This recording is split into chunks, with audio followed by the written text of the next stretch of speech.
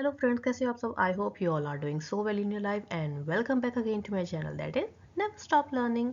तो आज जो मेरी वीडियो का टॉपिक है that is again Sufism. This is a part 2।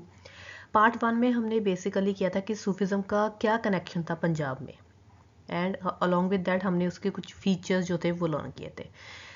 आज की वीडियो में हम बेसिकली इसके सिलसिलास के बारे में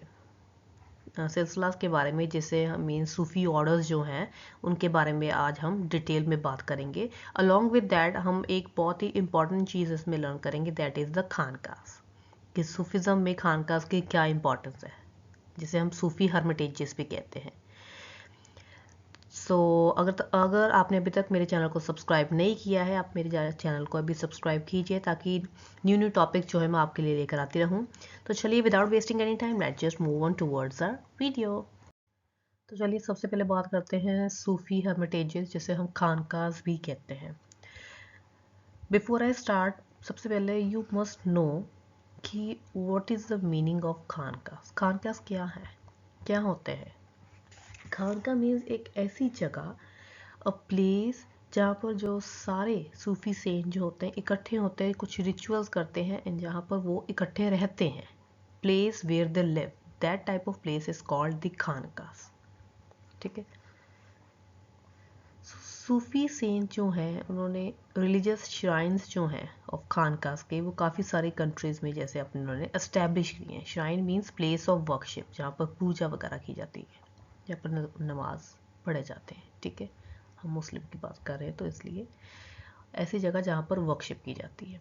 सो अ खानका क्या है, एक ऐसी लार्ज बिल्डिंग है जहाँ पर सेंट और मुर्शिद, मुर्शिद को होता है मीन्स जो हेड होता है गुरु, एंड उसका जो डिसाइपल है, जो चेले जिसे हम कह सकते हैं या उनके जो शिष्य कह सकते हैं, उन्हें हम मुरीद भी कहते हैं, जहाँ पर वो रहते हैं।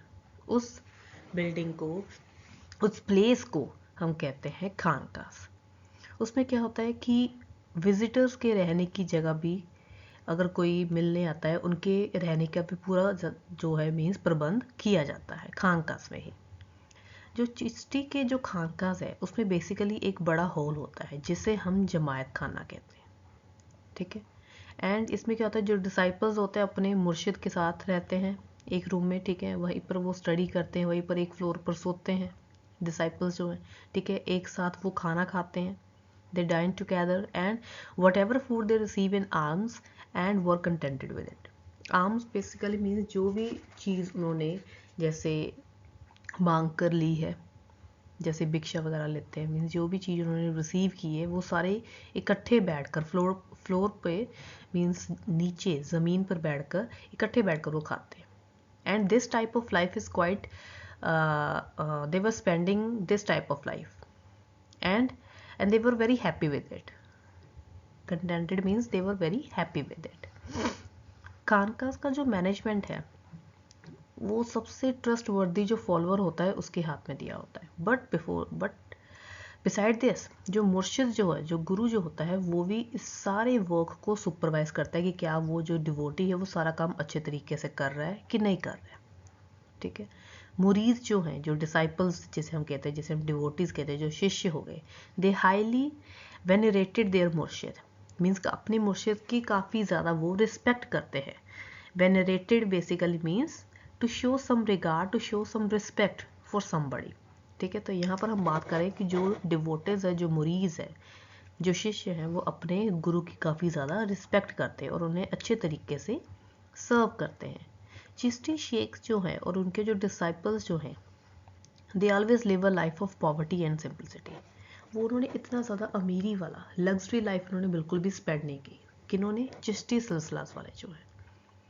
ऑन द कंट्री जो सोहरावर्दी हैं उनकी लाइफ जो थी वो थोड़ी लग्जरी थी।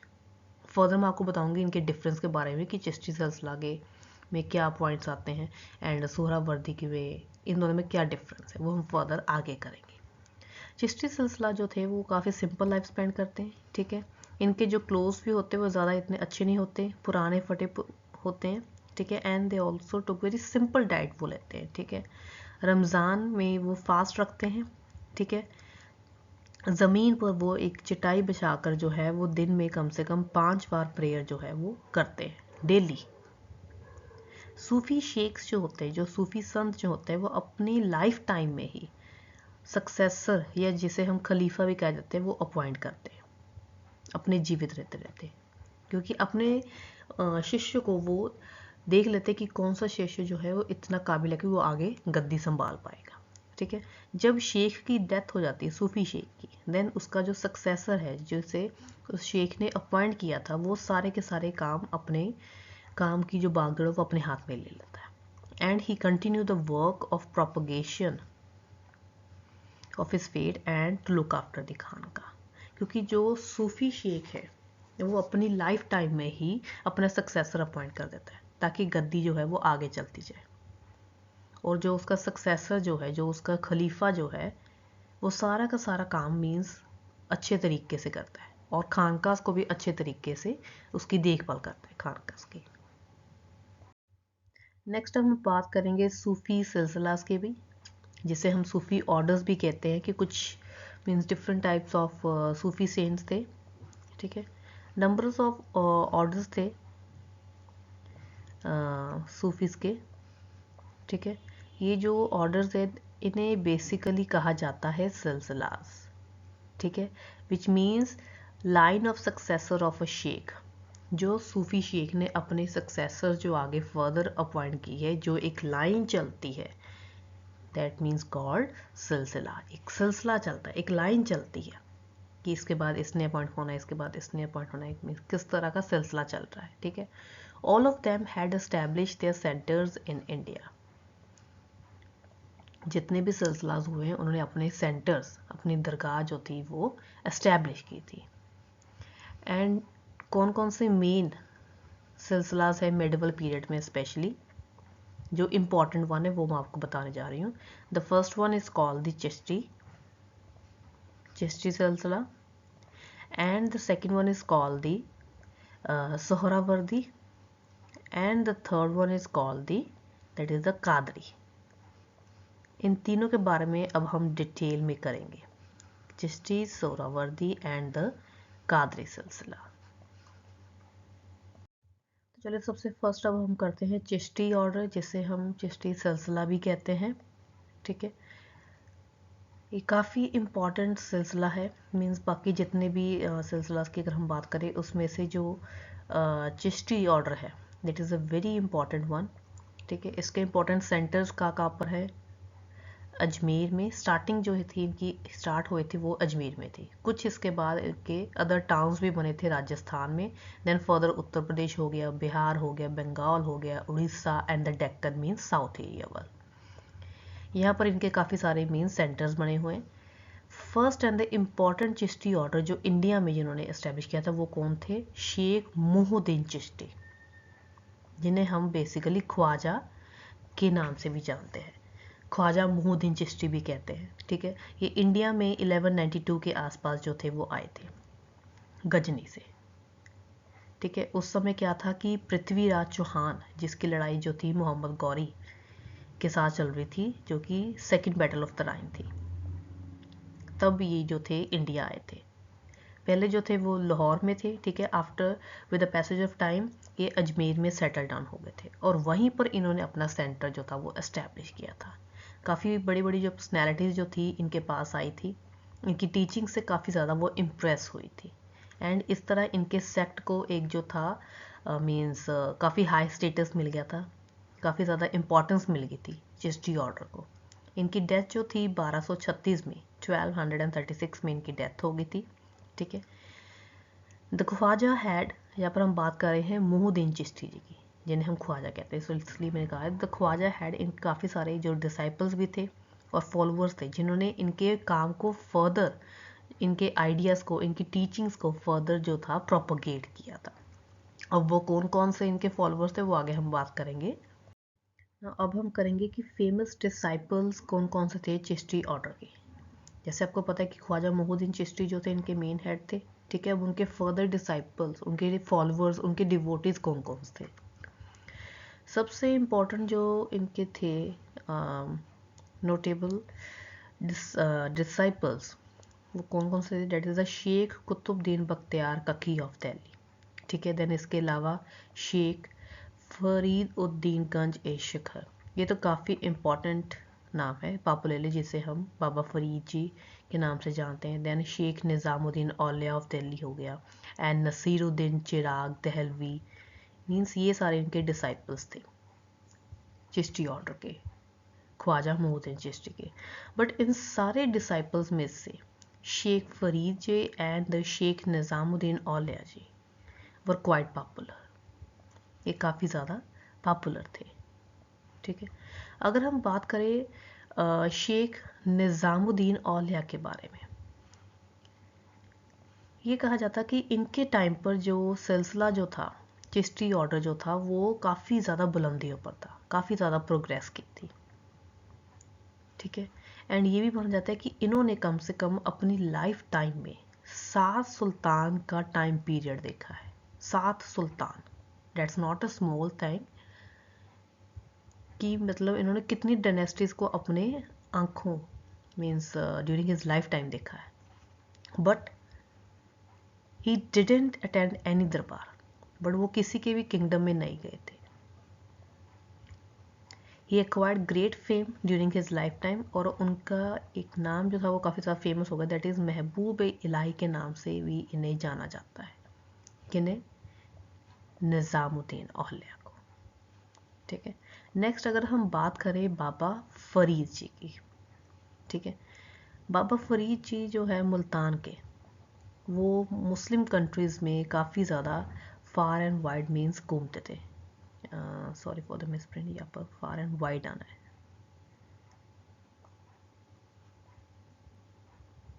ये मैं लिख देती हूँ यहाँ पर फार एंड वाइड, और जल्दी जल्दी टाइप करने के कारण थोड़ा सा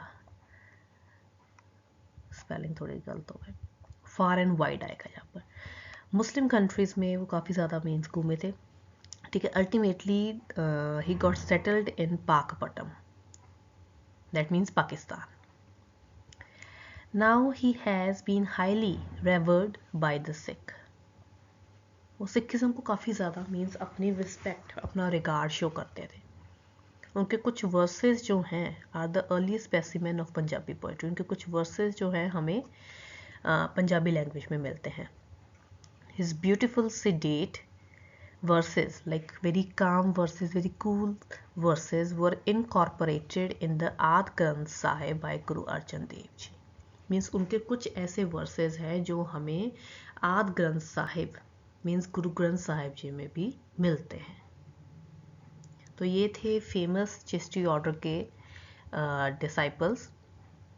ठीक है, स्पेशली ख्वाजा मोहद्दीन चिश्ती के। ठीक है, जिनमें सबसे इम्पॉर्टेंट नेम आता है बाबा फरीद जी का एंड शेख निज़ामुद्दीन औलिया का। But before that, after them, इनके अलावा जो है शेख कुतुबुद्दीन बख्तियार ककी भी आते हैं। ठीक है, एंड इसके अलावा नसीरुद्दीन चिराग दहलवी भी आते हैं। बट उन सभी में से जो है निज़ामुद्दीन औलिया एंड बाबा फरीद जो है वो काफ़ी ज़्यादा इम्पॉर्टेंट एंड आप कह सकते हो इनकी पॉपुलैरिटी जो थी ड्यूरिंग द लाइफ टाइम वो काफ़ी ज़्यादा इंक्रीज थी। नेक्स्ट ऑर्डर जो है that is a Suhrawardy order. ठीक है, that is also quite important order. Suhrawardy सिलसिला जो था इंडिया में, इसकी एस्टेब्लिशमेंट जो थी वो बेसिकली की थी मखदूम बहाउद्दीन ज़करिया ऑफ मुल्तान ने। ठीक है, काफ़ी ज़्यादा प्रोमिनेंट इन द सूफी संत है सोहरावर्दी ऑर्डर के। ही वॉज बोर्न एट, इनका जन्म जो था वो बेसिकली कोट अरोर मुल्तान में हुआ था, मुल्तान के आसपास, इन 1180 में, 1180 में हुआ था। एंड इसके अलावा मुल्तान में ही इन्होंने अपनी एक प्लेस ऑफ वर्कशिप जो थी वो इस्टेब्लिश की थी, जहाँ पर उन्होंने कम से कम हाफ सेंचुरी जो था वो काम किया था। फॉर अबाउट हाफ सेंचुरी जो था इन्होंने काम किया था। वो काफ़ी ज़्यादा बैलेंस्ड एंड कंफर्टेबल लाइफ जो थी वो स्पेंड करा जाते थे, सिंपल लाइफ वो स्पेंड करते थे। ठीक है, इनका जो फेमस डिसाइपल जो है बहाउद्दीन ज़करिया का, जो मुल्तान के हैं, उनका क्या नाम था डिसाइपल का? That was the Jalaluddin. ठीक है, वो बुखारा से आए थे एंड वो उच्च में सिंध जिसे हम कह सकते हैं, वहाँ पर सेटल डाउन हो गए थे। देन फर्दर उनका ग्रैंडसन जो था सैयद जलालुद्दीन, उसकी ज़्यादा इम्पोर्टेंस थी, उसकी ज़्यादा मीन्स वो इंटरफेयर नहीं कह सकते, मीन्स उसका ज़्यादा इन्फ्लुएंस जो था वो बेसिकली था रिलीजियस में as well as political life of Sindh में। यही मैं आपको बताऊंगी आगे फर्दर चिश्ती और सोहरावर्दी की डिफरेंस के बारे में, क्योंकि जो सोहरावर्दी वाले जो सूफी सेंट जो थे वो अपने कॉन्टेक्स्ट जो थे वो पॉलिटिकली भी बनाते थे, बट चिश्ती वाले ऐसे बिल्कुल नहीं करते थे। So there is a difference between Chishti and Suhrawardi, इन सिलसिलाज में कुछ डिफरेंस थे।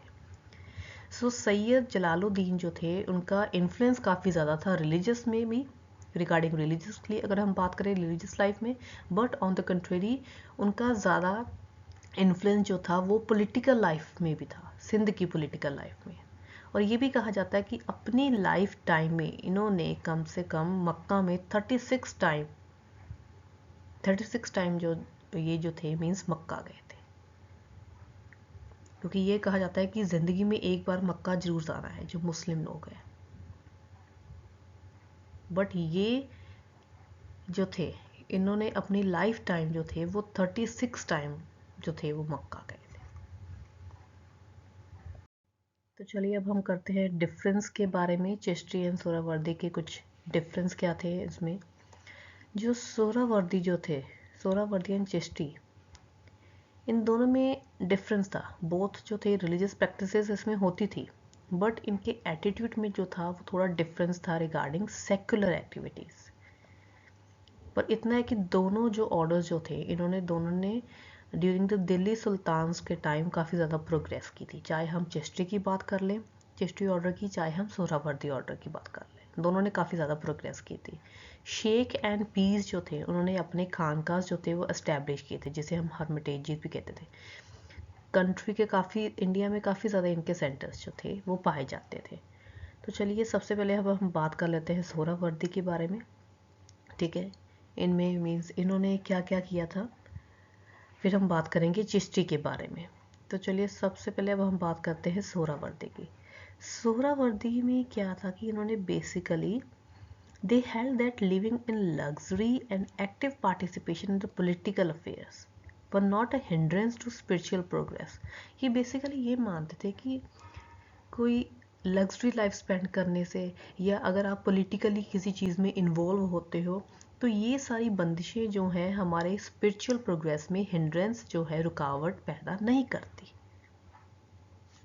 And moreover they also held very high offices in government and maintain contact with the royal courts. और राज कराने के साथ भी ये काफ़ी ज़्यादा अपने अच्छे रिलेशंस बना कर रखते थे ताकि इन्हें अच्छा जो है जैसे भिक्षा वगैरह मिल सके, ठीक है, इन्हें डोनेशन वगैरह मिल सके ताकि इनके खानका जो है वो उनकी प्रोग्रेस हो सके। सो सोहरावर्दी जो सिलसिला जो था, जो ऑर्डर जो था, वो बेसिकली ये मानते थे कि अपनी स्पिरिचुअलिटी को, सेल्वेशन अगर आपने अटेन करनी है, अगर उसको अटेन करने के लिए अगर आप पॉलिटिकली मीन्स पॉलिटिकली इन्वॉल्वमेंट अगर अपनी शो करते हैं या अगर आप लग्जरी लाइफ स्पेंड करते हैं तो it will not create any hindrance in your path. ये व्यूज़ थे सोहरावर्दी सिलसिलास के। और इनके मेन सेंटर्स कौन कौन से थे इनके, एट मुल्तान और लाहौर जो थे इनके मेन सेंटर्स थे सोहरावर्दी के। नेक्स्ट अब हम बात करेंगे चिश्ती सिलसिलास की। ये बेसिकली किस चीज़ में बिलीव करते थे कि they decline all kind of gifts from the officials. कोई भी गिफ्ट्स वगैरह, कोई भी सर्विस वगैरह, कुछ भी डोनेशन वगैरह वो एक्सेप्ट नहीं करते थे स्टेट की। They led an austere and a very simple life and converse with the people in their dialect. वो काफ़ी सिंपल लाइफ स्पेंड करते थे, ठीक है। लोगों के साथ उनकी जो कॉन्वर्जेशन होती थी वो उनके ही डायलैक्ट में होती थी, जो सी उनकी भाषा थी, ठीक है। मोरोवर ज़्यादा से ज़्यादा ये जो अपना टाइम जो था मीन्स अपने आप को अटैच रखते थे म्यूज़िक के साथ, समा के साथ। समा बेसिकली मीन्स एक ऐसी एटमोसफियर क्रिएट कर देना म्यूज़िक का जिससे क्या होता था कि स्पिरिचुअल अटेनमेंट होती थी। बट ऑन द कंट्रेरी अगर हम सोहरावर्दी की बात